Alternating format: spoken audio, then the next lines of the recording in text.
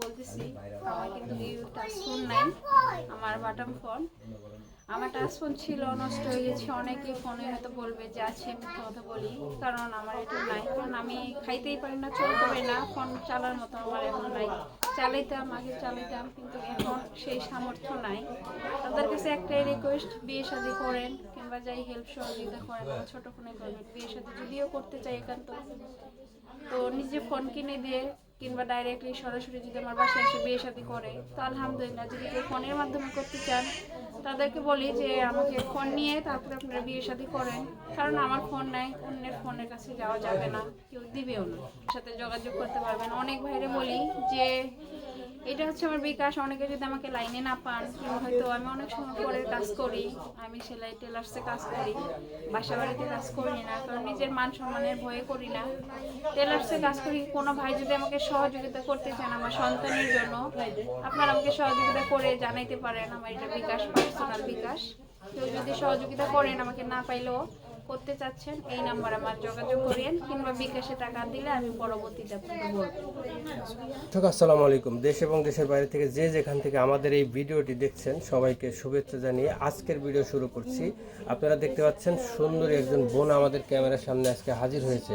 এই বোনটি আমাদের ক্যামেরার সামনে এত সুন্দর চেহারা নিয়ে কেন আসলো সেই গল্পটা আমরা আজকে তার কাছ থেকে শুনবো।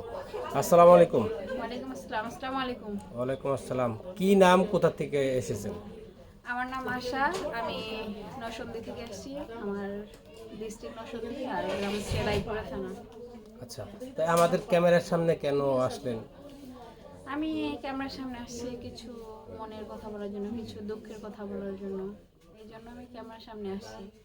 আচ্ছা, দুঃখের কথা, মনের কথা ক্যামেরার সামনে এসে বলতে হবে। এলাকায় কি কারো এরকম মানুষ পান নাই আপনি যে তার সাথে একটু শেয়ার করা যায়? হ্যাঁ, শেয়ার করা যায়, কিন্তু সব শেয়ার তো সবার কাছে করা যায় না। যে আমি যেখানে শেয়ার করলে যে জায়গাটা আমার লাভ হবে, যেখানে আমার উপকার হবে, আমি সেই জায়গায় আসবো। তাছাড়া তো আমি পাড়া প্রতিবেশী, ভাই ব্রাদার, তাদের কাছে দুঃখ প্রকাশ করলে তো আমার কোনো লাভ নাই। আচ্ছা, আপনার এই দুঃখের কথাগুলো, এই গল্পটা আমরা একটু শুনবো, আপনি বলেন। হ্যাঁ, আমার দুঃখ হচ্ছে আমার হাজবেন্ড নাই। আমার হাজবেন্ড মারা গেছে 3.5 বছর হয়ে যাচ্ছে। এই জন্য আমি লাইফ আসছে অনেক কষ্ট করে, যে আমি একটা মনের মানুষ চাই, কিন্তু আমার একটা বাচ্চা আছে, মেয়ে বাচ্চা, তার একটা বাবা হিসাবে চাই। এই জন্য আমি লাইফ আসছি, যে আমি কি করব সেটা বলে বুঝাইতে পারতেছি না। আর আমার পরিবারে আমি, আমার মা আর আমার মেয়ে ছাড়া কেউ নাই। এই জন্য আমি লাইফে আসছি। আপনার হাজবেন্ড কিভাবে মারা গেল? আমার হাজবেন্ড মারা গেছে, আমার বলে সংকোচ হচ্ছে, অনেক ইয়া হচ্ছে। আমার হাজবেন্ড মারা গেছে রোড অ্যাক্সিডেন্টে, দুর্ঘটনায়। আমার মেয়ে যখন গর্ভে ছিল তখন আমার হাজবেন্ড রোড অ্যাক্সিডেন্টে দুর্ঘটনা। রোড অ্যাক্সিডেন্টে। আপনার কত বছর সংসার হয়েছিল? আমার সংসার বেশি না, আমার সংসার 1 বছরের মাথায় আমার গর্ভে সন্তান আসে, 3 মাসে তখন আর আমার হাজবেন্ড আর কি মারা যায় দুর্ঘটনায়। খুবই দুঃখজনক কথা।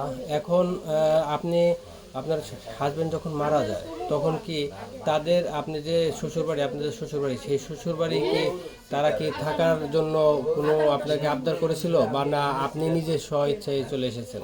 ওরা আবদার করার মতো, আমরা যেরকম গরিব ঘরে ছিলাম সেও গরিব ঘরে ছিল। তাদের পরিবার চলতো কোনো মতো, চালাইতো আমাদের। তার পরিবারের সন্তান দেখার মতো কেউ ছিল না। আমার শ্বশুর শাশুড়ি মারা গেছিল, দেবর যা ছিল, তারা তো আমার সন্তানকে আমার মতো দেখার মতো কেউ থাকতো। তারা তো তাদের মতো দেখতো, আমার মতো তো কেউ দেখবে না। আচ্ছা, আমার বাধ্যতামূলক আমি আমার সন্তানকে আমার গর্ভে আমি আমার মায়ের বাসায় নিজ ইচ্ছায় চলে আসি। আচ্ছা, তাহলে এই যে আপনার হাজবেন্ড কত বছর হইলো যে মারা গেছে? আমার হাজবেন্ড মারা যায় 3 বছর, 3.5 বছর। 3 বছর, 3.5 বছর। তাহলে তা 3.5 বছর যাবত আপনি একা কাটাচ্ছেন? হ্যাঁ, আমি একা, আমার মায়ের বাসায় কাটাচ্ছি। 3.5 বছর ধরে এইখানেই আছি। আমার মা অনেক অসুস্থ, কয়েকদিন আগে সুস্থ ছিল, এখন হঠাৎ ক্যান্সার রোগী হয়ে পড়ছে। তো তার চিকিৎসা করতে পারতেছি না, আমার নিজেও কাজ করে যে নিজে খাবো, সন্তানকে খাওয়াবো, সেটাও পারতেছি না। এখন কি করবো সেটা আমি বুঝে উঠতে পারতেছি না। আপনার মায়ের সংসারে অর্থাৎ আপনার বাপের বাড়ির সংসারের সদস্য এখন আপনারা কয়জন আছেন? আমরা 3 জন, আমার বাবা নাই, মা, আমি আর আমার সন্তান। তাহলে আপনার এই পরিবারটা কিভাবে চলছে? পরিবার আগে আমার মা কাজ করতো, আমাদেরকে চালাইতো, মেয়েকে কোথাও যাইতে দিত না, আমাকে যে একটা বিবাহিত মেয়ে বাসায় রাখা, বাইরে যাইতে দিত না সম্মানের ভয়ে। আচ্ছা, তো এখন আমার মা অসুস্থ হওয়ার পরে এখন আমাকে যাইতে হচ্ছে, ছোট 3 বছরের বাচ্চাকে রাখে আমাকে যাইতে হচ্ছে, কারণ এখন কিছু করার নাই, সন্তানকে নিয়েও কাজেও যাইতে পারি না, কাজও করতে পারতেছি না। তো অনেক ডিপ্রেশনে পড়ে গেছি আমি, যে কি করব, কিভাবে কি করতে হবে। হাজবেন্ড নাই, কাজের উদ্দেশ্যে 2টা টাকার জন্য বাইরে যাচ্ছেন, ঘরের বাইরে যাচ্ছেন, সেই হিসেবে আশেপাশের লোকজন কি নজরে দেখছে আপনাকে? অনেকে ভালো নজরে তাকাবে, অনেকে খারাপ নজরে তাকাবে, অনেকে বিয়ে শাদী করতে বলে, কিন্তু বিয়ে শাদী করবেন এখন সব জায়গাতেই নেশা খাওয়া, এটা ওটা অনেক রকমের ভালো মন্দ আছে। তো আমি যে একজন সুস্থ সবল মেয়ে, আমি যে একটা ভালো সংসার করব, সেরকম ছেলে না হলে তো একটা সন্তান নিয়ে তাকে সংসার করা যাবে না। কারণ আজকাল সংসার করতে গেলে অনেক রকমের, কারো সন্তান কেউ মানে নেয় না, অনেক অত্যাচার হয় সন্তানরা। তো এই জন্য আমি চাচ্ছি যে যে ভিডিওটাই দেখুক, আমার মেয়েকে যেন তার সন্তানের মতো দেখে, আমাকে যেন তার ওয়াইফ হইতে বানায়, তার নিজের মতো করে নিতে, সাজায় নিতে পারে সংসারটা। এই জন্য আমি এই লাইফ আসি। আর কাজের ক্ষেত্রে গেলে, বাসা বাড়িতে কাজে গেলে অনেকে নজর ভালো, অনেকে খারাপ। এই জন্য কাজ করতে গেলে সঙ্গ, নিজের সম্মান হাতে মুঠ হয়ে রাখে, তারপরে কাজে যাইতে হয়, যে ভয়ে ভয়ে কাজ করতে হয়। এদিক থেকে আপনি কি নিজেকে সামলিয়ে রাখতে পারছেন? ইনশাল্লাহ আমি সামলায় রাখতে পারতেছি, আলহামদুলিল্লাহ। আমি অনেক বোঝাই আছি, নিজের সম্মান একটা নারীর কাছে তার সম্মানেই সবকিছু। তো আমি চেষ্টা করতেছি পরবর্তীতে যেন একটা হাজবেন্ড না পাওয়া পর্যন্ত আমার সম্মান যেন আমি ধরে রাখতে পারি, বজায় রাখতে পারি, এরকম আশা করি। তো এই যে এই ভিডিওটি দেশ এবং দেশের বাইরে থেকে দেখবে, অনেক সময় ভিডিও দেখে খারাপ মন্তব্য করে, বা এই ভিডিওটা আপনারাও দেখেন, তাহলে এই খারাপ মন্তব্যগুলো দেখে আপনার কেমন ফিল হয়?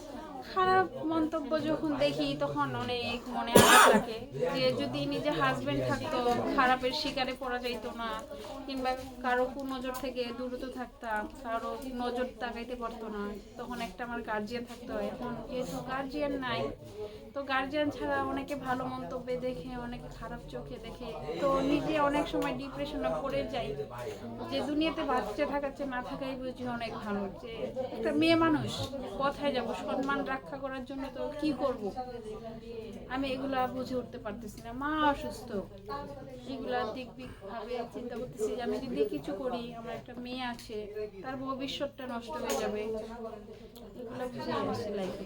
ধরেন কোনো ভাই আপনাকে বিয়ে করবে না, সহযোগিতা করবে, সেই হিসেবে নেবেন কিনা, এবং সহযোগিতা করবে না, বিয়ে করবে, ওটা করবেন কিনা? 2টা প্রশ্নের উত্তর।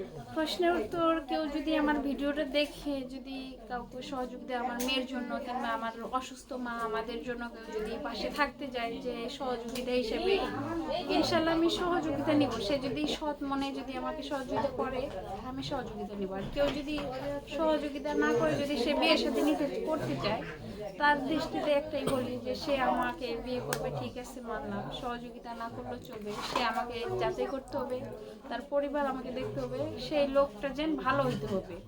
যে আমি একটা মেয়ের জীবন নেবো, আমার জীবনটা নিয়ে যেন তারা নষ্ট না করে, কারণ জীবনটা যেন পুতুলের মতো না নিয়ে বেড়ায় আমাকে, তার ক্ষেত্রে এইটা কথা। বুঝতে পারছি। প্রিয় দর্শক, আপনারা শুনলেন এই বোনটির কথা, কষ্টের কথা।